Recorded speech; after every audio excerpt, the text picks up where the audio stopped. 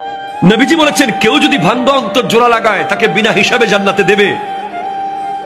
তাহলে কেউ যদি জোড়া অন্তর ভেঙে দেয় সে তো বিনা হিসাবে জাহান্নামে যাবে। সেজন্য আমি ভাবছি আমি কখনো আমার নিজের অজান্তে কারো মন ভাঙলাম কিনা, এই ভয়টা আমি পাচ্ছি। আজকে আমরা একটা সিএনজি ওয়ালাকে ঠাস করে থাপ্পড় মেরে দিই, এটা রিক্সাওয়ালার পট করে কলার ধরে ফেলি, এটা এতিমকে রাস্তাঘাটে ধরে ইনসাল্ট করি, একটা গরিব মানুষকে চেয়ার থেকে নামিয়ে দিই, একটা ফকিরকে অপমান করি, অপদস্থ করে কথা বলি, কোরবানির দিন গোশতের টুকরো একটু বেশি দিতে হবে বলে দরজা বন্ধ করে দিই। কত অন্তর আমরা ভেঙে দিই, কতজনকে মায়ের বুক থেকে আজ চলে যেতে বাধ্য করেছি আমরা,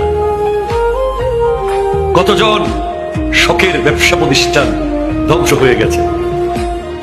এখনো হয়েছে, তখনও হয়েছে, যখনই হয়েছে।